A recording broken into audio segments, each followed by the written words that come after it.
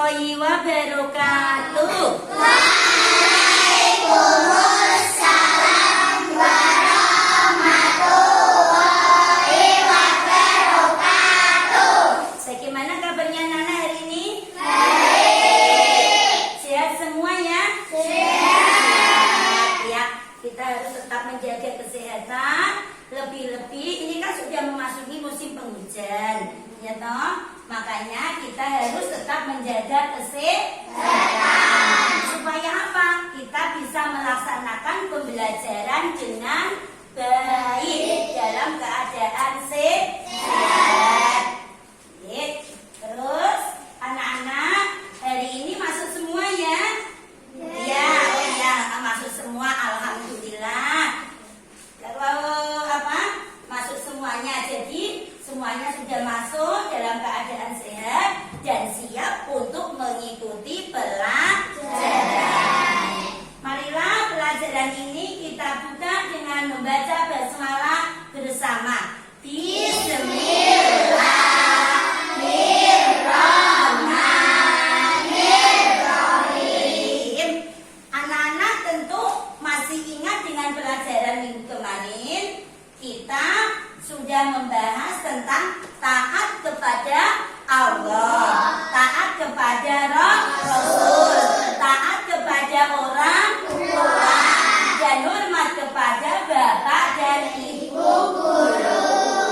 Nah, hari ini nanti kita akan membahas tentang kisah Nabi Ismail.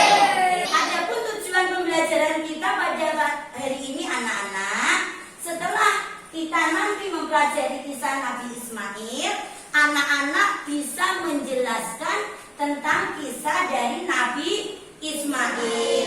Kemudian anak-anak bisa mencontoh perbuatan yang dilakukan oleh Nabi Ismail. Kemudian anak-anak bisa mengambil hikmah dari kisah Nabi Ismail alaihissalam dan mempraktekannya dalam kehidupan sehari-hari.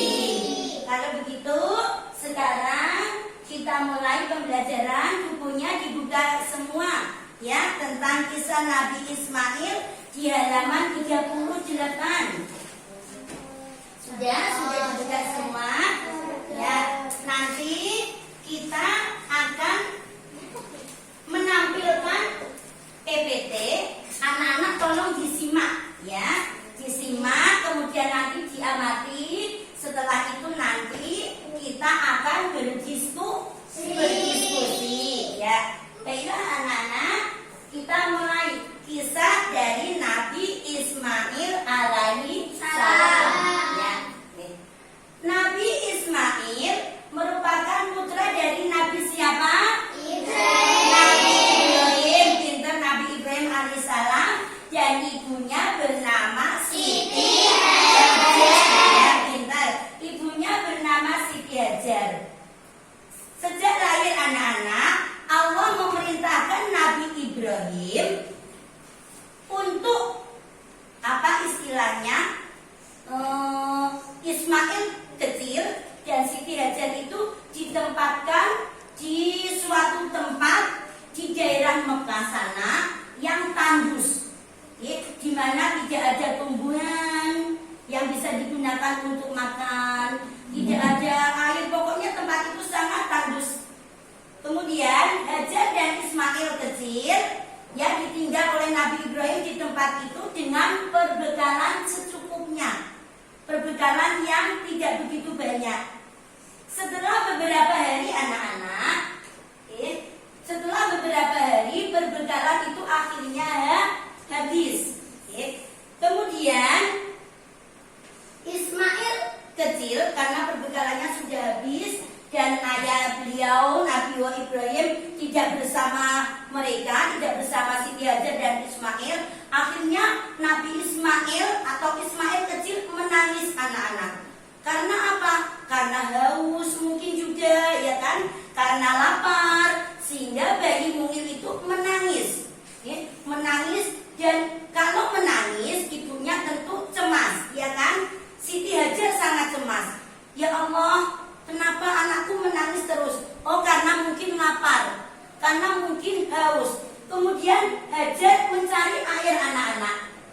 mencari air dari sana, kemudian pindah lagi dilihatnya dari Bukit Sofa. Kelihatan kayaknya dilihat di sofa, Bukit Sofa sana ada air, kelihatannya tuh.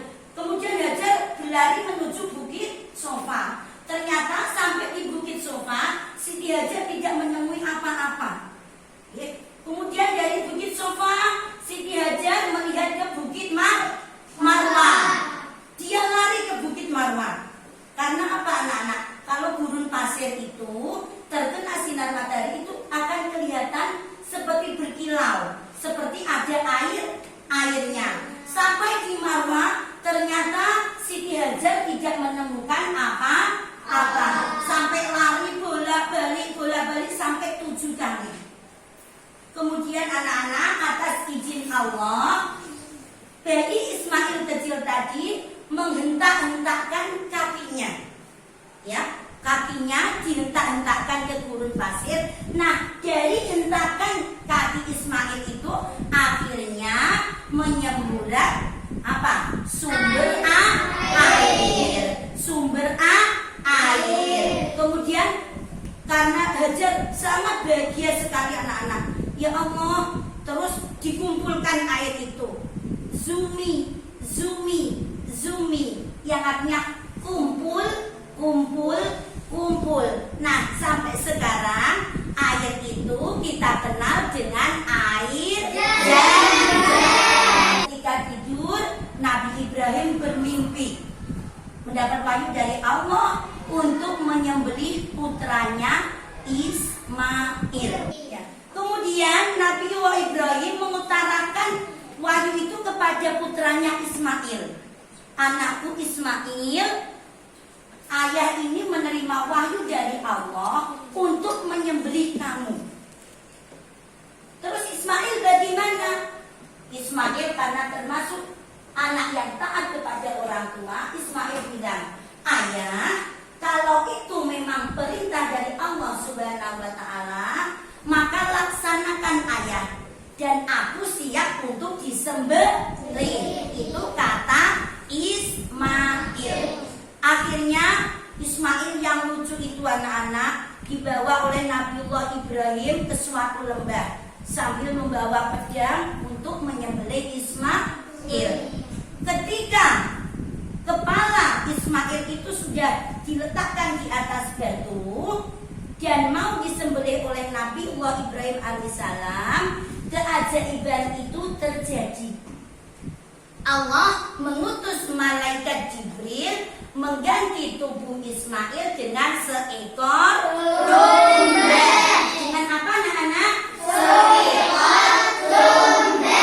Nah, kemudian Ismail yang lucu tadi akhirnya selamat, dan yang disembelih oleh Nabiullah Ibrahim alaihissalam adalah seekor domba.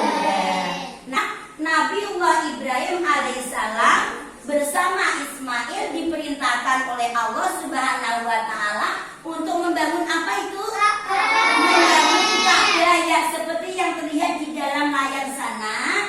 Itu ada gambar Ka'bah. Ketika membangun Ka'bah itu kan dari rendah kemudian bertingkat sampai yang tinggi. Nah, di situ anak-anak, di situ kemudian Nabiullah Ibrahim meminta Ismail untuk mengambilkan batu. Untuk apa? Untuk pijakan.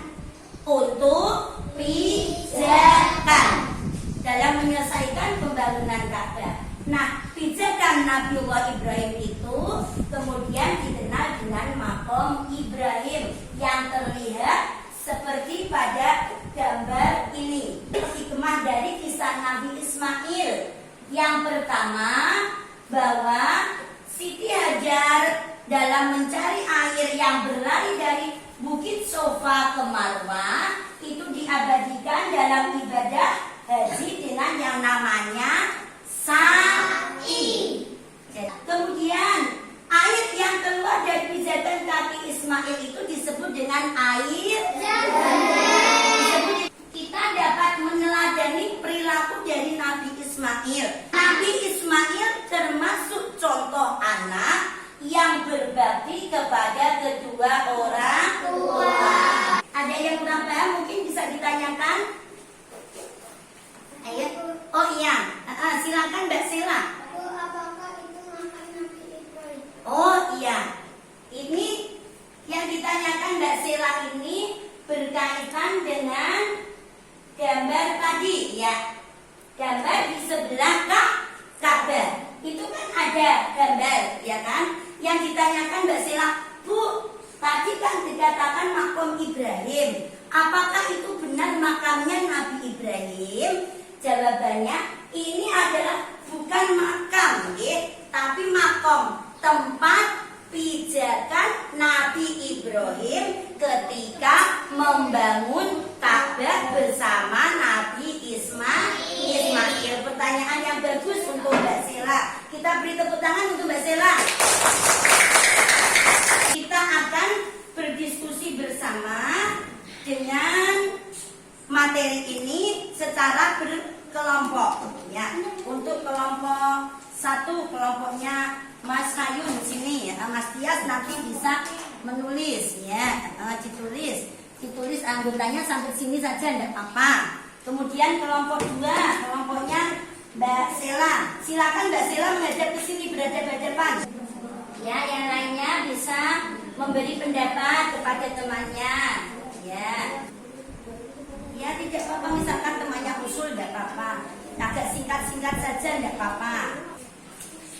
Ayo enggak apa-apa ya. Disingkat-singkat saja enggak apa-apa. Disingkat-singkat saja enggak apa-apa anak-anak. Dari kelompoknya Mbak Habibah nomor 1, coba dijawab dengan berdiri Mbak. Ya, berdiri, suaranya yang keras ya. Coba yang lain didengarkan. Bagaimana cara kita menghormati kedua orang tua? Dari jawaban kelompok 3. Selalu mendoakan orang tua. Ya, selalu mendoakan orang tua. Terus berbicara lembut kepada kedua orang tua. Ya, menghormati orang tua. Membantu orang tua untuk dapat memenuhi perintah. Iya, membantu orang tua untuk dapat melaksanakan perintah Allah. Mematuhi nasihat orang tua. Iya, mematuhi nasihat orang tua.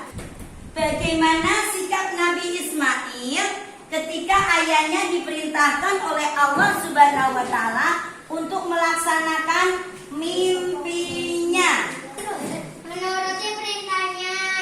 Oh ya, maksud dari kelompok 2 menuruti perintahnya di sini adalah Nabi Ismail meminta kepada Nabiullah Ibrahim alaihissalam untuk mentaati perintah Allah dan Ismail siap disembelih. Setelah kita berdiskusi, kita dapat menyimpulkan secara bersama-sama ya. Yang pertama, Ismail atau Nabi Ismail adalah putra dari siapa? Nabi Ibrahim. Putra dari Nabi Ibrahim alaihissalam. Ketika Nabiullah Ibrahim alaihissalam menerima wahyu dari Allah untuk menyembelih putranya, bagaimana Ismail menuruti perintah tersebut? Ya, akhirnya Ismail kecil diganti oleh Allah dengan seekor. Kemudian yang dapat kita ambil dari pelajaran tentang Nabi Ismail, yang pertama, Nabi Ismail adalah anak yang sangat taat pada perintah Allah. Baiklah anak-anak, marilah pembelajaran pada hari ini kita tutup dengan membaca hamdalah bersama. Alhamdulillah.